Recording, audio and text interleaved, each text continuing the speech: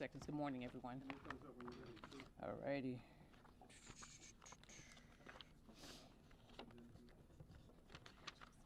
Huh? Good morning. Happy Tuesday. I don't know. Just give me a couple of seconds here. Just feel like I'm missing something. Ah, there it is. Most important. Oh.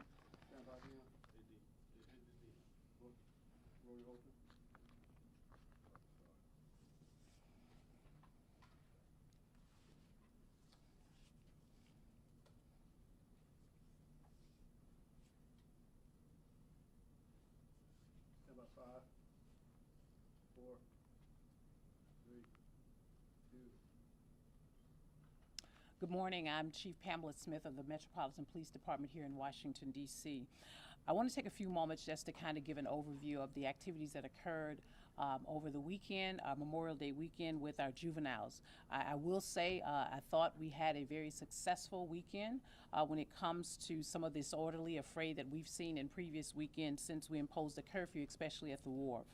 We began the weekend with a kind of robust deployment plan that focused on key areas around our city. What I will say is I believe this whole of government approach to support our youth and ensure public safety, the efforts really paid off. By partnering with the Department of Parks and Recreation and other city agencies, we created a safe space and environment for our young people to come and recreate. We had approximately 700 youth to attend the Banneker Rec Center activities over the period of time between Friday and Sunday. We're also pleased to report that the juvenile curfew at the wharfs was a success. There were no incidents reported specifically regarding our juveniles. When we did see young people coming down after the curfew hour, they were encouraged to leave, and they left without incident or any issues. When our officers did observe groups of juveniles gathering in the U Street corridor, our team made a quick shift, and we responded to the area to ensure that we could disrupt some of that activity. But over the course of the weekend, we made approximately 13 curfew stops, and mostly these occurred in our U Street corridor. There were 6 violations for Friday night into Saturday, 5 from Saturday into Sunday, and 2 from Sunday into Monday. Some of those stop for curfew violations were young people who were from D.C. and Maryland.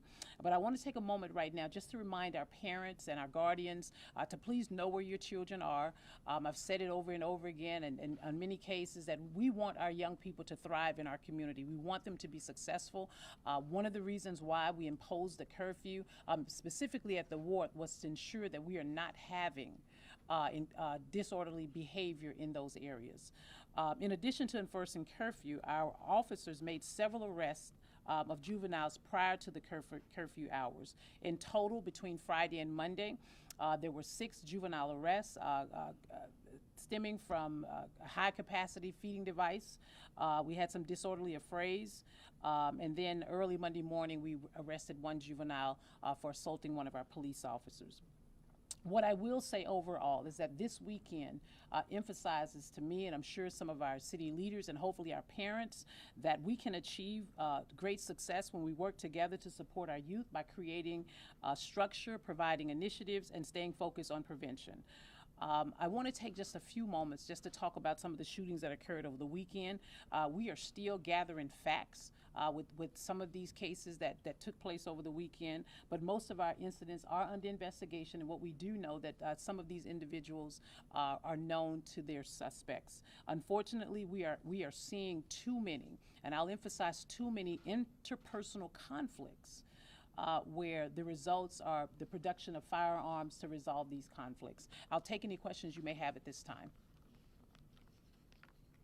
Chief Smith, one thing I want to bring up, since May 13th, what we understand, there's been 15 homicides, given the triple shooting that occurred yesterday.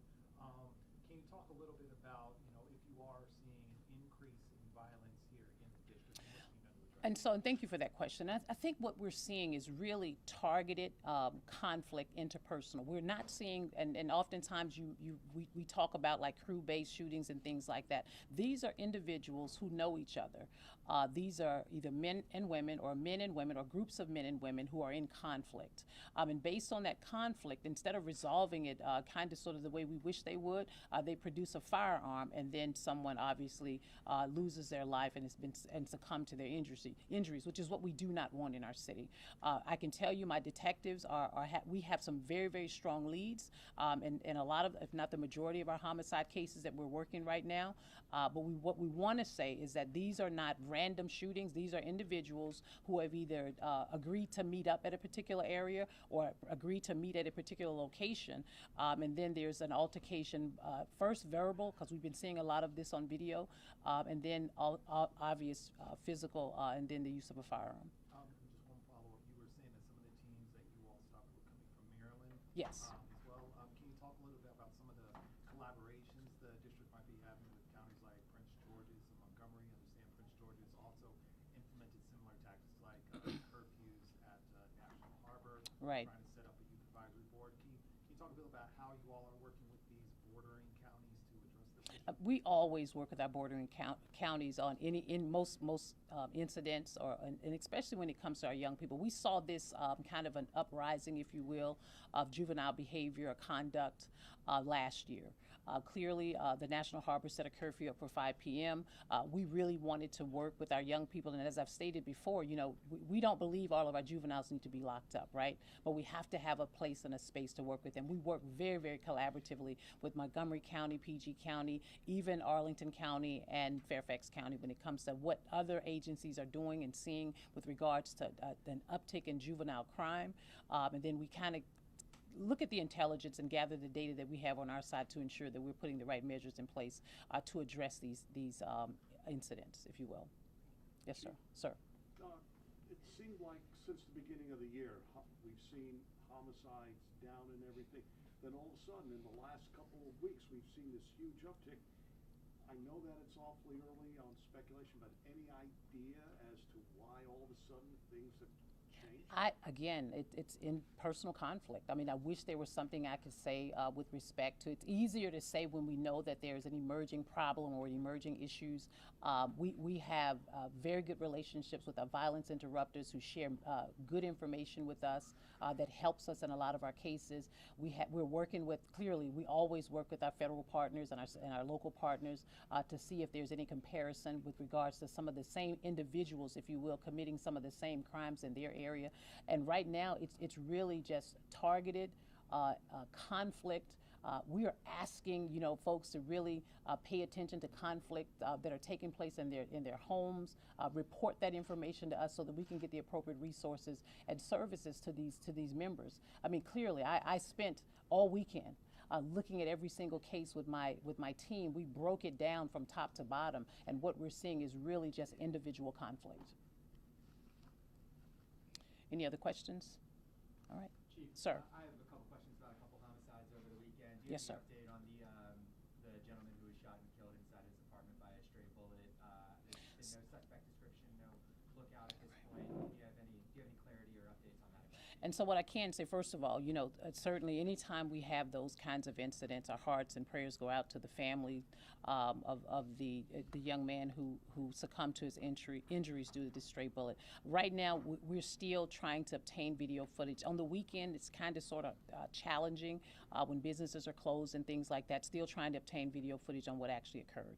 The detectives have been working all weekend. We will continue to work this week. With regards to the shooting, or incident over at Congress Heights on yesterday. We responded to that incident, and what we do know at this time, there were 2 individuals who were shot. One succumbed to his injury. The other one was transported to the hospital for life-threatening injuries. Again, we are working very feverishly with the community, and the detectives are looking for video. We're going back today to see if we can obtain the video from the apartment property management to see what occurred in that space. And then the 14th Street this morning, we saw a car towed away. Is there a suspect? So no suspects as of right now. What we do know is that the individual, the decedent was leaving a bar in that particular area, maybe a couple of hours earlier. That's what we do know. We've had some witnesses come forth to kind of share some preliminary information. Again, I don't want to get into the speculation. We're still trying to obtain video footage from some of the businesses around that I think will help us to really give a more clear direction on what happened in that area. All right, thank you. And Chief, just Sir. last question. Just with everything that's been going on, your message to the community. Well, my message to the community is that we have to resolve conflict much better than the way we're resolving conflict. Introducing firearms to resolve issues and matters is just not the way to go. We're losing, individuals are losing their lives over something that we strongly believe could be handled and managed with just a conversation. I'll reiterate again, if family members are aware of any individual conflict that's going on within their families or amongst groups, please reach out to the Metropolitan Police Department. We want to be there to help, and what we can do is really direct those individuals to other resources around our city to be able to support them if there anything that folks might not have all the information about, but maybe a good witness account of what happened. We really want to be able to support those individuals or those families. Anyone else? Yep. Yes. I apologize if this has already been asked. I just got here. But we're hearing that possibly violence interrupters and or an ANC may have been involved, or former ANC involved in the Columbus Heights shooting. Can you confirm that? I cannot confirm that. We're still in the preliminary stages of the investigation. I think as we progress further, more information will be revealed.